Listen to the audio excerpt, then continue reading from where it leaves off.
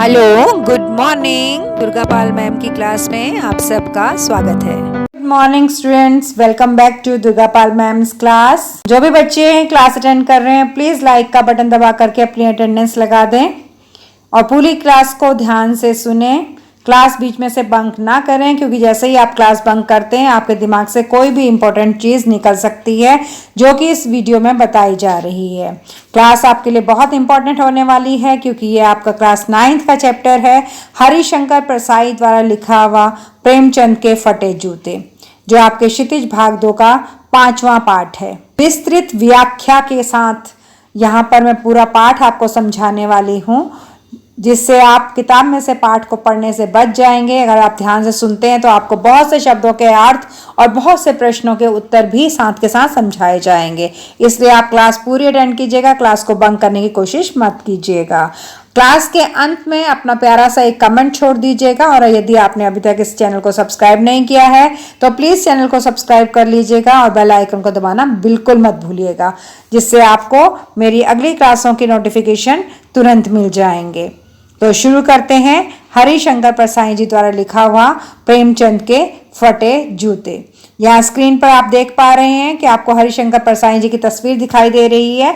ये मैं स्पेशली आपको इसलिए दिखा रही हूँ कि जब आपके स्कूल में कोई कंपटीशन होता है जिसमें आपको चित्र दिखाए जाते हैं और पहचानने के लिए बोला जाता है कि आप पहचाने ये किसका चित्र है, तब आप आराम से पहचान सकें कि ये लेखक हरिशंकर परसाई हैं। इस पाठ में हरिशंकर परसाई ने महान उपन्यासकार, उपन्यास सम्राट प्रेमचंद जी के बारे में लिखा है कि वो कितनी सादगी से अपना जीवन बिताते थे। लेखक को किसी समय में प्रेमचंद का एक फोटो मिला और उस फोटो को देखने के बाद लेखक के मन में जो भी विचार उठे हैं प्रेमचंद के लिए, उन्होंने उन सभी विचारों को इस पाठ में लिया है। एक तो उनके चेहरे पर मुस्कुराहट नहीं है और दूसरा उनके पैरों पर फटे जूते हैं। इन दो चीजों को देख करके हरिशंकर परसाई ने इस पाठ को व्यंग्यात्मक रूप में प्रस्तुत किया है, जो आजकल की जो दिखावे की संस्कृति है, हम लोगों में जो दिखावा बहुत ज्यादा हो गया है, उस पर भी कटाक्ष करती है। तो चलिए शुरू करते हैं अब इस पाठ को। प्रेमचंद का एक चित्र मेरे सामने है। पत्नी के साथ फोटो खिंचा रहे हैं। सिर पर किसी मोटे कपड़े की टोपी, कुर्ता और धोती पहनी हुई है और कनपट्टी चिपकी है। उनके कान चिपके हुए हैं। गालों की हड्डियां उभर आई हैं, पर घनी मूछें चेहरे को भरा भरा बतलाती हैं। तो लेखक यहाँ हमें बता रहे हैं कि प्रेमचंद का एक फोटो उनके हाथ में है, जिसमें वो अपनी पत्नी के साथ बैठे हुए हैं। उन्होंने सिर पर मोटे कपड़े की टोपी पहनी हुई है, कुर्ता और धोती पहनी हुई है, और उनका चेहरा देखने से बहुत ही कमज़ोर लग रहा है, लेकिन उनकी जो घनी मूछें हैं वो उनके चेहरे को भर रही हैं। अब देखिए अगला पैराग्राफ में, पाँव में कैनवस के जूते हैं जिनके बंद बेतरतीब बंधे हैं। लापरवाही से उपयोग करने पर बंद के सिरों पर की लोहे की पतरी निकल जाती है और छेदों में बंद डालने में परेशानी होती है, तब बंद कैसे भी कस लिए जाते हैं। अब यहाँ लेखक हमें बता रहे हैं कि प्रेमचंद ने अपने पैरों में कैनवस के जूते पहन रखे हैं। कैनवस होता है जो सफ़ेद कपड़े के जूते आते हैं ना, पीटी शूज़ जिन्हें बोलते हैं, लेकिन उसके जो फीते हैं, लेसेस जो है उनके शूज़ की, वो उन्होंने बेढंगी बांध रखी हैं। दाहिने पाँव का जूता ठीक है, मगर बाएं जूते में बड़ा छेद हो गया है और उसमें से उंगली उनकी बाहर निकल रही है। मैं सोचता हूँ, मैं कौन? लेखक हरिशंकर परसाई। फोटो खिंचाने के लिए अगर इन्होंने ऐसे कपड़े पहन रखे हैं तो घर में कैसे पहनते होंगे? फिर लेखक को दूसरा विचार आता कि नहीं, इस आदमी की अलग अलग पोशाकें तो हो ही नहीं सकती हैं। पोशाक का मतलब आप लोग समझ रहे होंगे, ड्रेस, क्योंकि इनमें तो पोशाक बदलने का गुण ही नहीं है। ये जैसे होंगे घर में बैठे होंगे वैसे ही फोटो खिंचाने के लिए आ गए। लेखक फोटो में प्रेमचंद के चेहरे की तरफ देख करके उनसे कुछ बात कर रहे हैं। इस पैराग्राफ में वो सारी बातें दी हुई हैं। लेखक कहते हैं, मेरे साहित्यिक पुरखे, यानी लेखक और प्रेमचंद दोनों ही साहित्य के दुनिया से हैं, इसलिए प्रेमचंद उनके सीनियर हैं, इसलिए उन्होंने उन्हें पूर्वज कहा है। तुम्हारा जूता फट गया है और उसमें से उंगली बाहर दिख रही है। क्या तुम्हें बिल्कुल भी नहीं पता, कोई शर्म झिझक तुम्हें महसूस नहीं हो रही है? क्या तुम इतना भी नहीं जानते कि अगर तुम अपनी धोती को थोड़ा सा नीचे खींच लेते तो तुम्हारी ये उंगली ढक जाती जो फटे जूते में से दिख रही है? लेकिन तुम्हारे चेहरे पर तो बेपरवाही है और तुम बड़े विश्वास के साथ बैठे हुए हो। जब फोटोग्राफर ने रेडी प्लीज कहा होगा तो तुमने मुस्कुराने की कोशिश भी की होगी, लेकिन क्योंकि तुम्हारे जीवन में बहुत दर्द है इसलिए तुम पूरा मुस्कुरा नहीं पाए और उसने क्लिक कर दिया होगा और तुम वहां से थैंक यू करके हट गए होगे। विचित्र है यह अधूरी मुस्कान। लेखक प्रेमचंद के चेहरे पर आधी मुस्कान को देख करके अंदाजा लगा रहे हैं कि ये मुस्कान है या तुम किसी का मजाक उड़ा रहे हो, किसी पर व्यंग कर रहे हो। आगे लेखक ने लिखा है कि मुझे बड़ी हैरानी हो रही है कि ये कैसा आदमी है, खुद तो इसने फटा जूता पहन रखा है और किसी और पे ये हंस रहा है बैठ करके। फोटो ही अगर खिंचानी थी तो कम से कम जूता तो ठीक ठाक पहन लेते या फिर फोटो ही ना खिंचाते। फोटो ना खिंचाते तो बिगड़ के जाता भाई तुम्हारा। हाँ, मुझे ऐसा लगता है कि तुम्हारी पत्नी ने जरूर तुमसे आग्रह किया होगा, तकाजा किया होगा कि चलो फोटो खिंचाते हैं, और तुमने भी कह दिया होगा अच्छा भाई चलो चलते हैं, और जाकर के पत्नी के साथ बैठ गए होगे फोटो खिंचाने के लिए।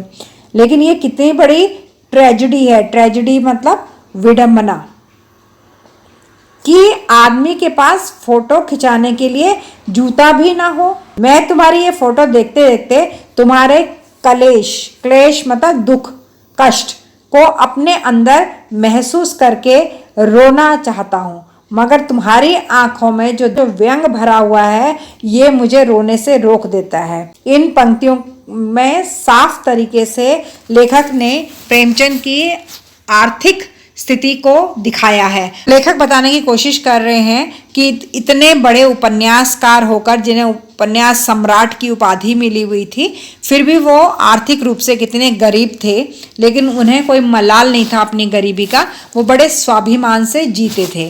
तुम फोटो का महत्व नहीं समझते। बच्चों, मैं आपको बता दूं कि यहाँ पर बार बार लेखक ने फोटो फोटो करके संबोधित किया है जगह जगह पर, और वो एक फोटो को देख भी रहे हैं जो कि हमें पाठ के शुरू में पता चला। लेकिन इस फोटो का एक प्रतीक अर्थ है। फोटो का मतलब है दिखावा।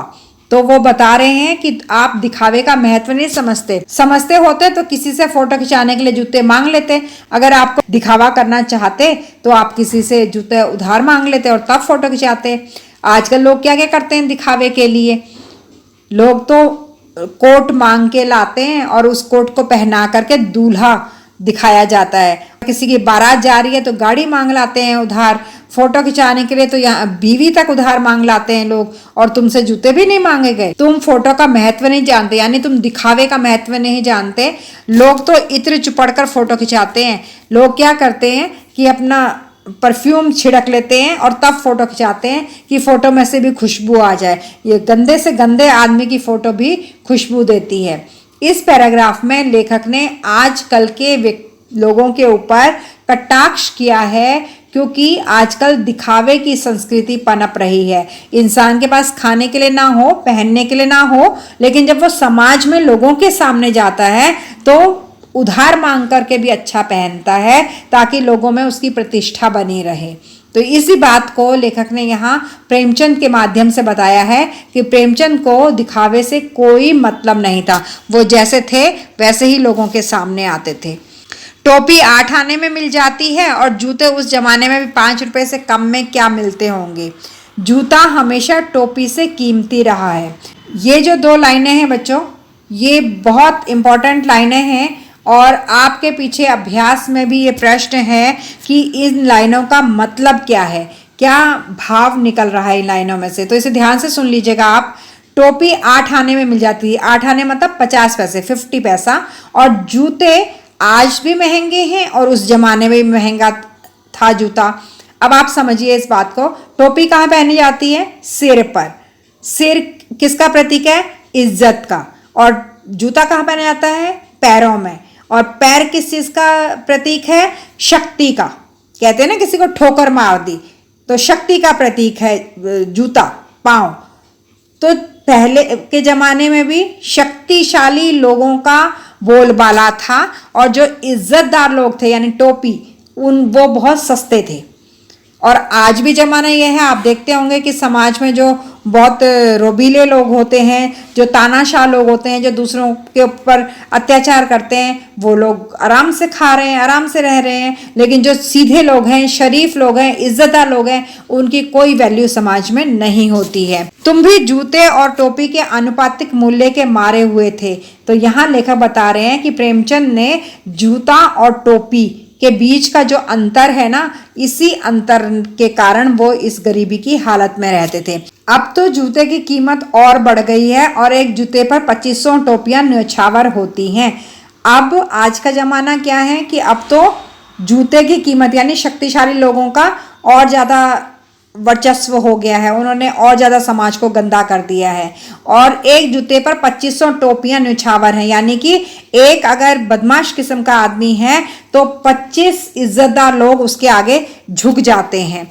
तुम भी जूते और टोपी के अनुपातिक मूल्य के मारे हुए हो, यानी कि शक्तिशाली लोगों ने ही उनकी ये हालत की थी। यह विडंबना मुझे इतनी तीव्रता से पहले कभी नहीं चुभी जितनी आज चुभ रही है। जब मैं तुम्हारा फटा जूता देख रहा हूँ, तुम महान कथाकार, उपन्यास सम्राट, युग प्रवर्तक, जाने क्या क्या कहलाते थे, मगर फोटो में भी तुम्हारा जूता फटा हुआ है। लेखक ने यहाँ ये वर्णन किया है कि ये जो दुर्भाग्य है, गरीबी का जो दुर्भाग्य है, ये लेखक को कभी नहीं सताया इससे पहले, लेकिन आज जब उसने प्रेमचंद का फोटो देखा तो उसे समझ में आया कि गरीबी कितनी बुरी चीज़ है। एक उपन्यास सम्राट, युग प्रवर्तक, महान कथाकार जो व्यक्ति कहलाता था, उसका जूता फटा हुआ है, यानी कि इतना महान व्यक्ति और उसके बाद जूता खरीदने का पैसा नहीं है। तो ये समाज क्या दे रहा है उन लोगों को जो समाज को एक बहुत अच्छा रास्ता दिखा रहे हैं। लेखक आगे अपनी स्थिति बताते हुए कह रहा है कि मेरा जूता भी कोई अच्छा नहीं है, यूं ऊपर से अच्छा दिखता है, उंगली बाहर नहीं निकलती, पर अंगूठी के नीचे तला फटा हुआ है, अंगूठा जमीन से घिसता है और पैनी मिट्टी पर कभी रगड़ खाकर लहूलुहान भी हो जाता है, पर तला गिर जाएगा, पूरा पंजा छिल जाएगा, मगर उंगली बाहर नहीं दिखेगी। तुम्हारी उंगली दिखती है, पाँव सुरक्षित है, मेरी उंगली ढकी है पर पंजा नीचे घिस रहा है। तुम पर्दे का महत्व नहीं जानते, हम पर्दे पर कुर्बान हो रहे हैं। इस पैराग्राफ में लेखक ने अपनी और प्रेमचंद की स्थिति की तुलना की है। प्रेमचंद दिखावा बिल्कुल नहीं करते थे, उनकी जैसी आर्थिक स्थिति उसी आर्थिक स्थिति में वो लोगों के सामने आ जाते थे, लेकिन लेखक थोड़ा सा दिखावा करते हैं, उनकी भी स्थिति ठीक नहीं है। यानी कि हमारे समाज में जो लेखक हैं, जो इतनी बड़ी बड़ी कहानियां लिखते हैं, हमारे समाज को रास्ता दिखाते हैं, उचित और अनुचित का अंतर करना सिखाते हैं, सही और गलत का भेद सिखाते हैं,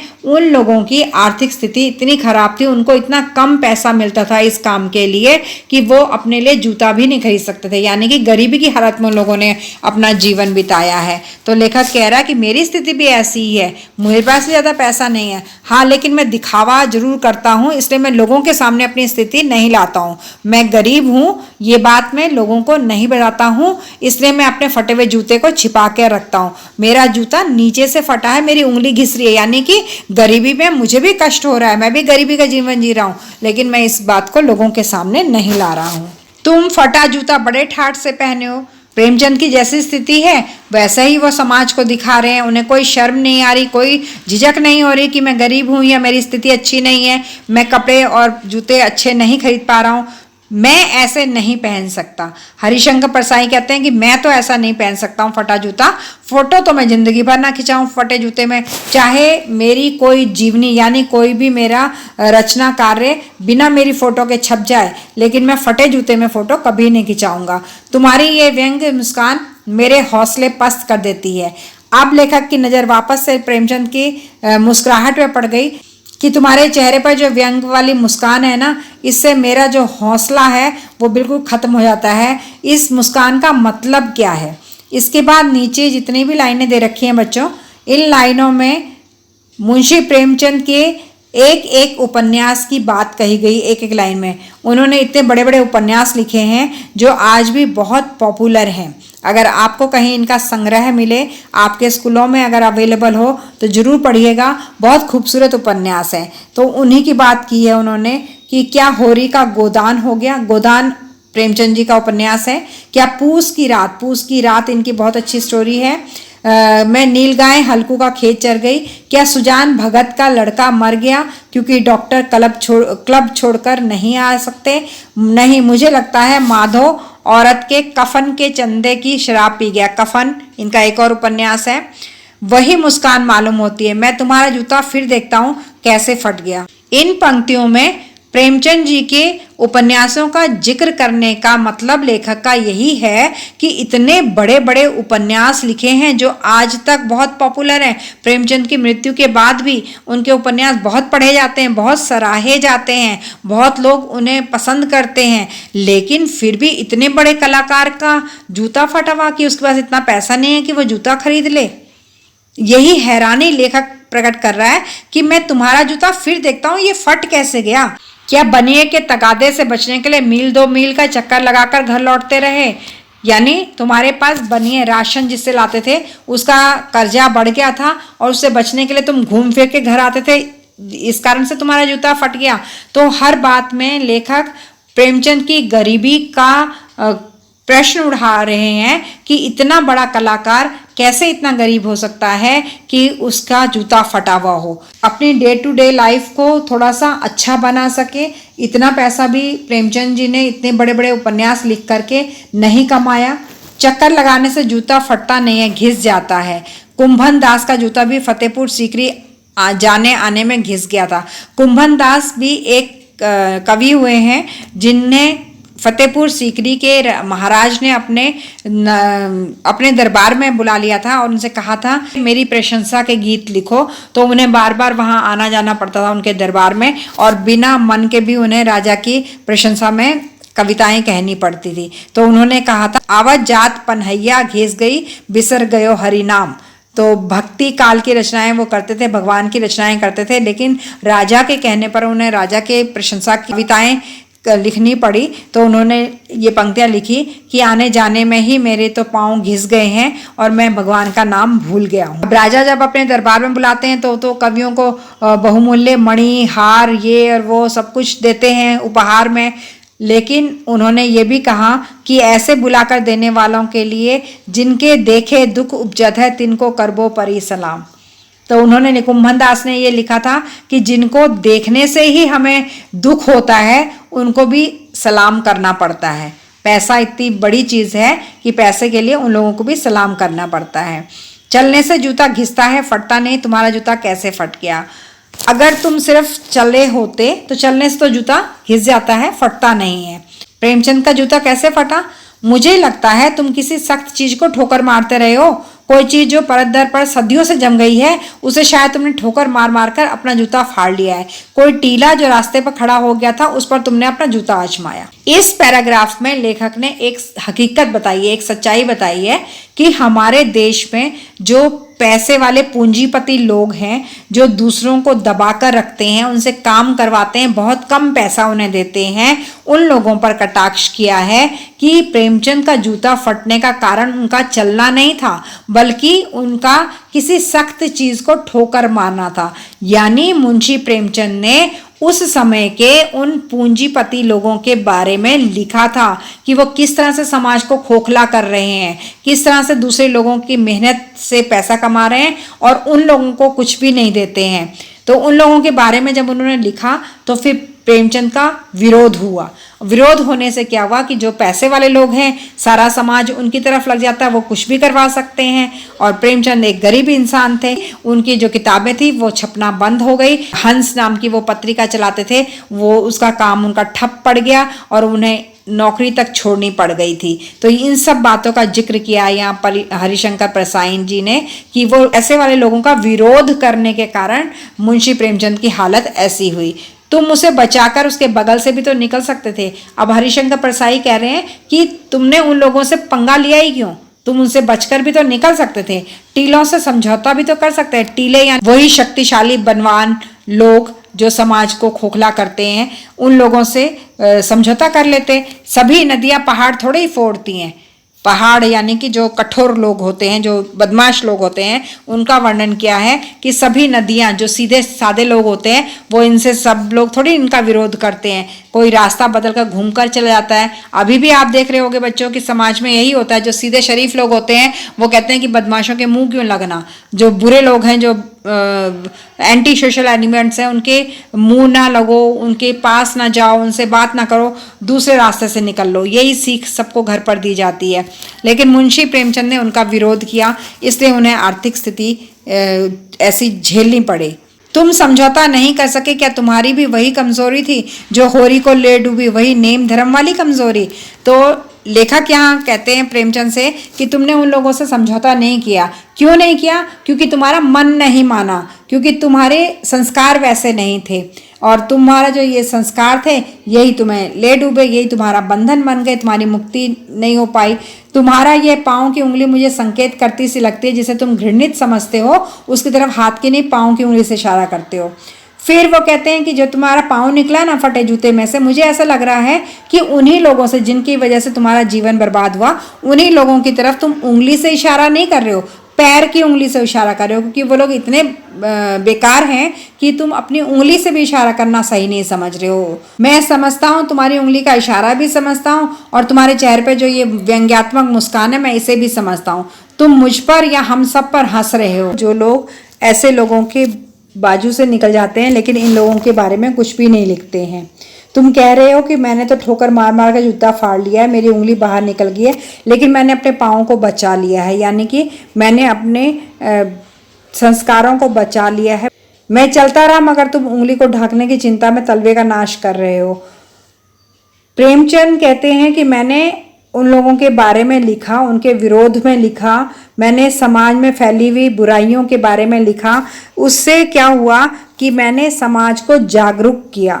लेकिन अब आजकल के लेखक इन बुराइयों के बारे में लिखना पसंद नहीं करते हैं, वो सेफ साइड चलते हैं, जो उनके लिए अच्छा है सिर्फ उसी की बात वो करते हैं। किसी से भी वो विरोध करना किसी का नहीं चाहते हैं, ताकि उन्हें कोई परेशानी झेलनी ना पड़े। तो इससे क्या हो रहा है कि समाज की बुराइयां सामने नहीं आ रही हैं, समाज में क्या क्या बुरी चीज़ें हो रही हैं, अगर लेखक नहीं लिखेंगे तो लोगों को उसकी भनक भी नहीं पड़ेगी, और किसके साथ क्या बुरा हो रहा है ये किसी को पता नहीं चलेगा। इसलिए प्रेमचंद कहते हैं कि मैंने लोगों को इसकी जानकारी दी, जिसका मुझे भुगतना पड़ा, लेकिन मैंने फिर भी अच्छा काम किया, मुझे ये तसल्ली है। हरिशंकर परसाई अंतिम पंक्तियों में कह रहे हैं कि मैं समझता हूँ, मैं तुम्हारे फटे जूते की बात भी समझता हूँ, तुम्हारी उंगली का इशारा भी समझता हूँ, और तुम्हारे चेहरे पर जो व्यंग मुस्कान है ये भी समझता हूँ। पूरे पाठ में कुल मिलाकर के ये बात है कि प्रेमचंद ने समाज में फैली हुई बुराइयों के बारे में लिखा, और उसे लिखने की वजह से उन्हें आर्थिक तंगी का सामना करना पड़ा, क्योंकि उनकी पत्रिका हंस को बंद करवा दिया गया था, जिसमें समाज का असली चेहरा वो दिखाते थे। आजकल के लेखक क्या करते हैं, वो आजकल समाज में जो कुछ भी हो रहा है उनके बारे में नहीं लिखते, क्योंकि वो किसी का विरोध करना नहीं चाहते, जिससे कि उन्हें कोई नुकसान ना हो, और ऐसा ना करके वो लोगों को धोखा दे रहे हैं। क्योंकि लेखक का काम है कि वो समाज की सही स्थिति को लोगों के सामने लेकर के आए। इसीलिए मुंशी प्रेमचंद के चेहरे पर व्यंग्यात्मक मुस्कान है आजकल के लेखकों के लिए।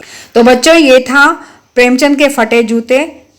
मैंने आपको हर एक शब्द का अर्थ बताते हुए पूरी विस्तृत व्याख्या के साथ ये पाठ समझाया है। उम्मीद करती हूँ कि आप इस पाठ की व्याख्या अच्छे से समझ में आ गई होगी। यदि आपने क्लास को पूरा अटेंड किया है और ध्यान लगाया है, तो अब आप किसी भी प्रश्न का उत्तर खुद से लिख सकते हैं।